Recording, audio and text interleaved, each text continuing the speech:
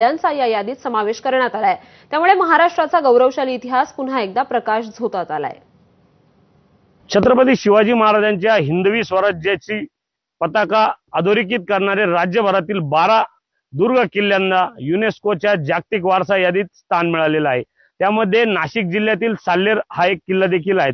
आपण आता आहोत नाशिक जिल्ह्यातील साल्हेर किल्ल्याच्या पायथ्याशी। हा किल्ला जो आहे हा महाराष्ट्र आणि गुजरातच्या सीमारेषेवर वसलेला हा किल्ला आहे। साधारण समुद्र सपाटीपासून तब्बल 1567 मीटर म्हणजे 5141 फूट उंची असलेला हा साल्हेर किल्ला आहे। या किल्ल्याला एक भौगोलिक असं महत्त्वाचं ठिकाण नसून तो समृद्ध इतिहास आणि पौराणिक कथांसाठी देखील प्रसिद्ध आहे। लोककथेनुसार भगवान परशुरामांनी या ठिकाणी तपश्चर्या केल्याची आख्यायिका सांगितली जाते। या किल्ल्यावर गुजरात, दिल्लीचे सुलतान आणि मुघलांनी देखील या किल्ल्यावर राज्य केलेले आहे। या किल्ल्याला खऱ्या अर्थाने ऐतिहासिक महत्त्व प्राप्त झाले ते छत्रपती शिवाजी महाराजांच्या काळात। 1671 मध्ये छत्रपती शिवाजी महाराजांनी बागलाण दौऱ्यावर असताना हा किल्ला जिंकला होता। त्यानंतर लगेचच मुघलांनी या किल्ल्यावर जे आहे ते लढा दिला होता।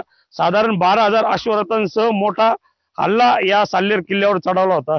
या निर्णायक क्षणी महाराजांचे जे काही मावळे होते, जे काही सैनिक होते, त्या सैनिकांनी देखील लढा देत हा किल्ला पुन्हा एकदा ताब्यात घेतलेला होता आणि तेव्हापासूनच या किल्ल्याचं देखील महत्त्व अधोरेखित झालेलं होतं।